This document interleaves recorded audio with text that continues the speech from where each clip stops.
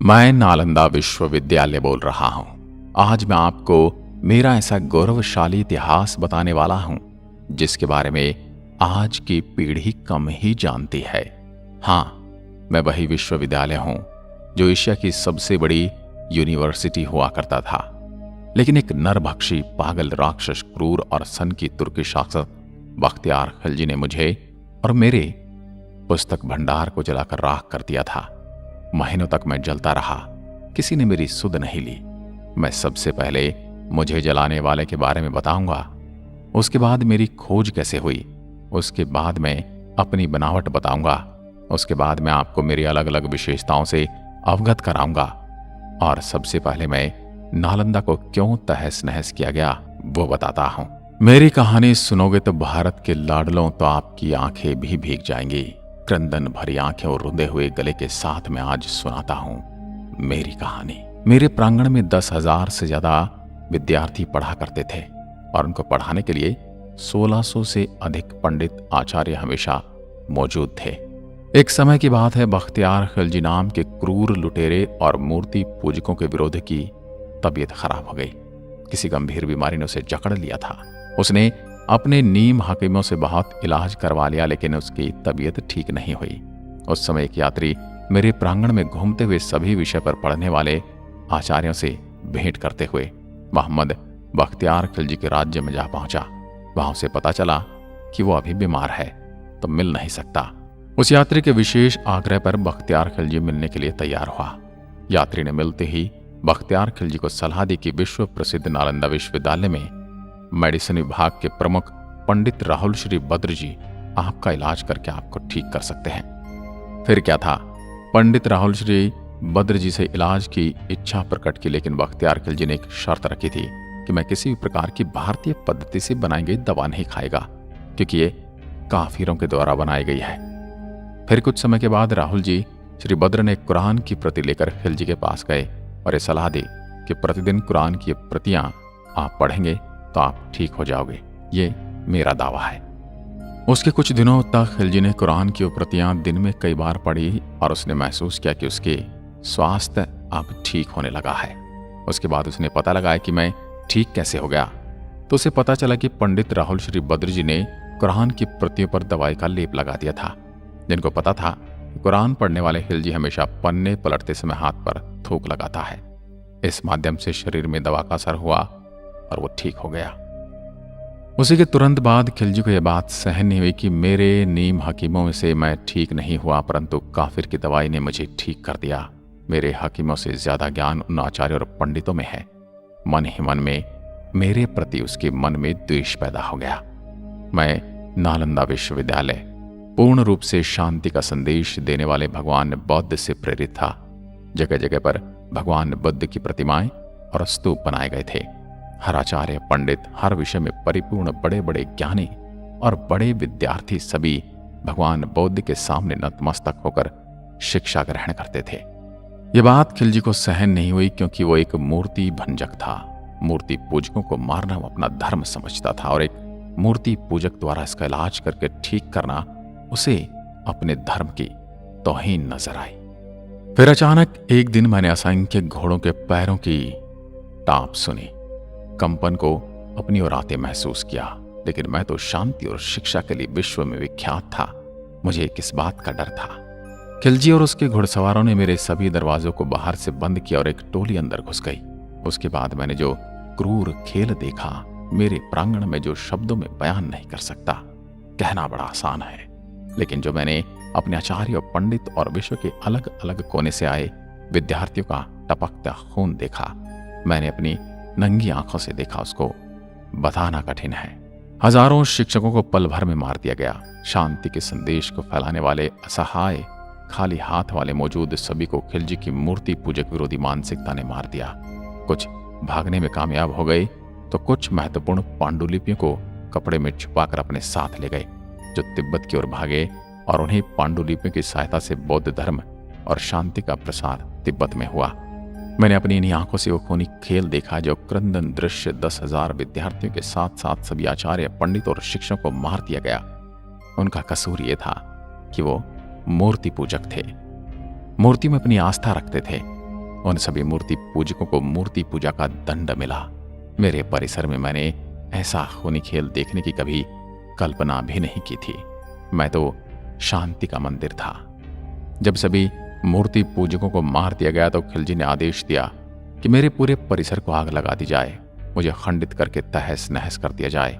मेरे बच्चों, अगर मुझ में प्राण होते तो मैं चल फिर सकता तो सभी रिसर्च पेपर को छुपा देता, ताकि मेरी आने वाली पीढ़ी हजारों सालों की मेहनत को पढ़कर फिर से ज्ञान प्राप्त कर सके। लेकिन मैं ये कर न सका। मुझे सबसे अधिक पीड़ा उस समय हुई जब मेरे परिसर में मौजूद पुस्तकालय में आग लगा दी गई। मेरे बच्चों, उस पुस्तकालय में भारत का भविष्य था। धू धू कर जलते हुए मेरे परिसर में मौजूद तीनों पुस्तकालय की इमारत देखकर मैं खुद को रोक न सका और जोर जोर से चिल्लाकर रोने लगा। लेकिन मेरी कोई सुनने वाला न था। वहां पर सब मूर्ति पूजकों के विनाश करने वाले ही मौजूद थे। मुझे और मेरे परिसर को भी मूर्ति पूजकों के साथ मूर्ति को सहेज कर रखने का दंड मिला। मैं पूरी तरह धू धू कर जलता रहा और मैंने आंखें बंद कर ली। पूरे 6 महीने तक मेरी विश्वविख्यात पुस्तकालय में आग जलती रही और भारत का भविष्य जलते हुए मैंने उसके ताप को महसूस किया। पूरी तरह से तहस नहस वीरान खड़ा मैं कई शताब्दियों के धूल मिट्टी में से आंखों से ओझल हो गया। मेरा खंडहर रूप देह जो बचा था वो धूल और मिट्टी के नीचे दब गया और अंदर ही अंदर अपने वजूद को मिटते हुए अंधकार में दिन बीतने लगे। फिर एक दिन ऐसा आया जब मेरी खोज करने वाले एक अंग्रेज अफसर को 19वीं सदी में एक चाइनीज यात्री की डायरी मिली, जिसमें उस यात्री ने मेरे बारे में कुछ लिखा था। एक दिन वो अंग्रेज अफसर डायरी में लिखे हुए पते पर पहुंचा तो उसे ऐसा कोई सबूत नहीं मिला, लेकिन वहीं टहलते हुए उसे कुछ 5वीं शताब्दी की ईंटों के अवशेष मिले। उसने हल्का अपने ही हाथों से खरोच कर देखा तो नीचे एक के ऊपर एक ईंटों से सजी हुई दीवारें महसूस हुई। फिर कुछ दिनों पश्चात उसने उस जगह पर खुदाई करके मेरे पूरे अवशेष को दुनिया के सामने लाया। उस चाइनीज ने डायरी में लिखे यात्रा के विवरण के अनुसार नालंदा विश्वविद्यालय में 1500 शिक्षकों के साथ 10,000 से भी ज्यादा विद्यार्थी अध्ययन करते थे। लगभग 108 विषय पर मेरी प्रांगण में पढ़ाई करते थे विद्यार्थी। विश्व के कोने कोने से आने वाले विद्यार्थियों के अलावा अलग अलग भाषाओं में पढ़ाई की व्यवस्था की गई थी। 100 से ज्यादा भवन और इमारतें बनी हुई थी। हर भवन में कुएं की व्यवस्था थी। जगह जगह स्टडी हॉल, जगह जगह पढ़ने का प्रांगण, प्रार्थना का प्रांगण और रहने की व्यवस्था थी। रहने के लिए प्रत्येक विद्यार्थी के लिए अलग अलग कमरे बने हुए थे। हर कमरे में रोशनी की व्यवस्था थी। उस समय भी जब दुनिया में लाइट यानी इलेक्ट्रिसिटी नहीं थी तो दिए के लिए जगह बनी हुई थी। कई देशों के विद्यार्थी मेरे प्रांगण में पढ़ने आते थे। उसी डायरी के अनुसार 10 विद्यार्थियों में से सिर्फ 3 विद्यार्थी मेरे प्रांगण में पढ़ने योग्य माने जाते थे। अर्थात जो भी विद्यार्थी मेरे यहाँ पढ़ने के इच्छुक होकर आते थे उनका एक साक्षात्कार होता था। 10 विद्यार्थियों में से सिर्फ 3 ही प्रवेश पा सकते थे। 10 किलोमीटर लंबी और 5 किलोमीटर चौड़ी परिधि के अंदर मेरा निर्माण था। आज भी विश्व में ऐसा कोई विश्वविद्यालय नहीं है जो मेरी टक्कर ले सके। 19वीं सदी में मेरा 5% भाग ही खुदाई करके निकाला गया। उसके बाद खुदाई बंद कर दी गई। लेकिन फिर दौर आया नरेंद्र मोदी जी का। उसके बाद 2016 में मेरी फिर से खुदाई प्रारंभ हुई। उसके बाद यूनेस्को द्वारा मेरे प्रांगण को विश्व धरोहर में शामिल किया गया। इसलिए अभी मेरे अवशेषों को निकालने और सहेज कर रखने की जिम्मेदारी यूनेस्को द्वारा संभाली जाती है।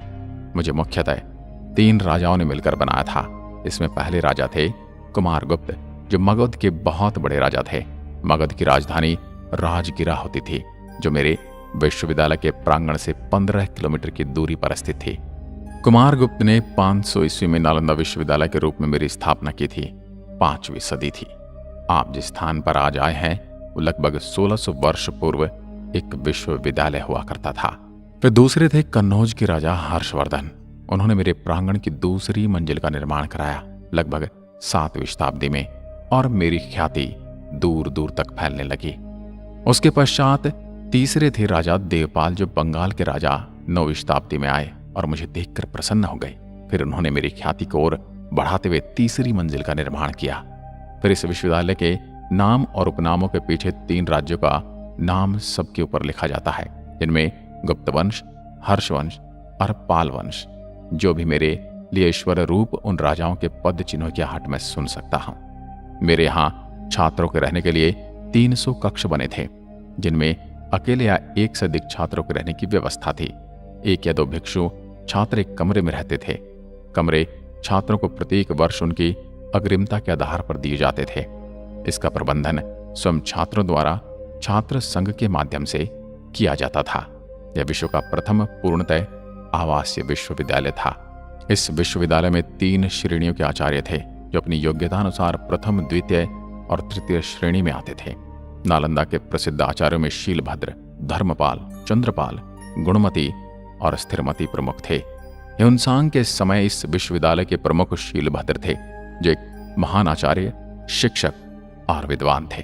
प्रवेश परीक्षा अत्यंत कठिन होती थी और इसके कारण प्रतिभाशाली विद्यार्थी ही प्रवेश पा सकते थे। उन्हें 3 कठिन परीक्षाओं के स्तरों को उत्तीर्ण करना होता था। यह विश्व का प्रथम ऐसा दृष्टांत है। शुद्ध आचरण और संघ के नियमों का पालन करना अत्यंत आवश्यक था। यह महायान के प्रवर्तक नागार्जुन, वसुबंधु, असंग तथा धर्म कीर्ति की रचनाओं का सविस्तार अध्ययन होता था। वेद, वेदांत और सांख्य भी पढ़ाए जाते थे। व्याकरण, दर्शन, शल्य विद्या, ज्योतिष, योग शास्त्र तथा चिकित्सा शास्त्र भी पाठ्यक्रम के अंतर्गत थे। मेरी यानी नालंदा की खुदाई में मिले अनेक कांसे की मूर्ति के आधार पर कुछ विद्वानों का मत है कि कदाचित धातु की मूर्तियां बनाने का विज्ञान का भी अध्ययन होता था। यह खगोल शास्त्र अध्ययन के लिए एक विशेष विभाग था। छात्रों को किसी प्रकार की आर्थिक चिंता न थी। उनके लिए शिक्षा, भोजन, वस्त्र, औषधि और उपचार सभी निःशुल्क थे। राज्य की ओर से विश्वविद्यालय को 200 गांव दान में मिले थे, जिनसे प्राप्त आय और अनाज से उनका खर्च चलता था। विश्वविद्यालय परिसर के विपरीत दिशा में एक छोटा सा पुरातात्विक संग्रहालय बना है। इस संग्रहालय में खुदाई से प्राप्त अवशेषों को रखा गया है। उसमें भगवान बुद्ध की विभिन्न प्रकार की मूर्तियों का अच्छा संग्रह है। इनके साथ ही बुद्ध की टेराकोटा मूर्ति और प्रथम शताब्दी की 2 मर्तबान भी इस संग्रहालय में रखे हुए हैं। इसके अलावा इस संग्रहालय में तांबे की प्लेट, पत्थर पर खुदे अभिलेख, सिक्के, बर्तन तथा 12वीं सदी के चावल के जले हुए दाने रखे हुए हैं। बड़गांव नालंदा का निकटतम गांव है। यहाँ पर एक सरोवर और प्राचीन सूर्य मंदिर है। यह स्थान छठ के लिए विशेष प्रसिद्ध है।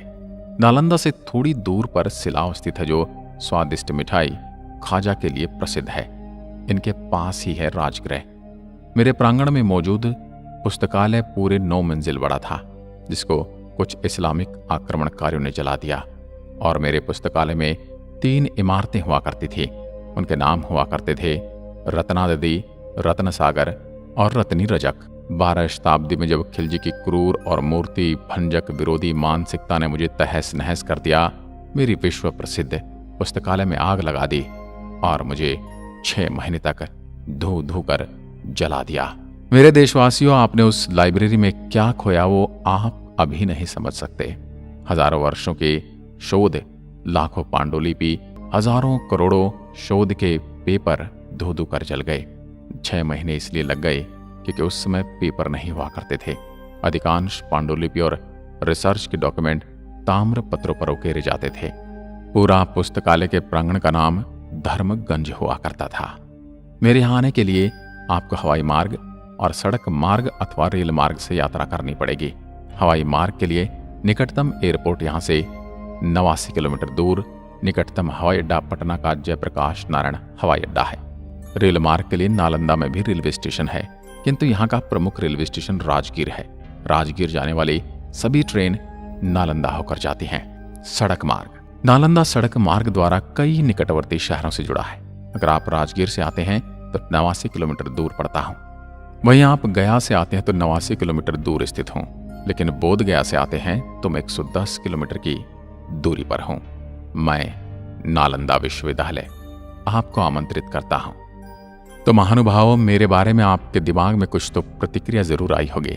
वो मुझे कमेंट सेक्शन में लिखकर बताइए, ताकि मुझे पता चल सके कि आप मेरे बारे में क्या सोचते हैं। मिलता हूं एक और पटकथा के साथ। तब तक के लिए नमस्कार। जय हिंद, जय भारत।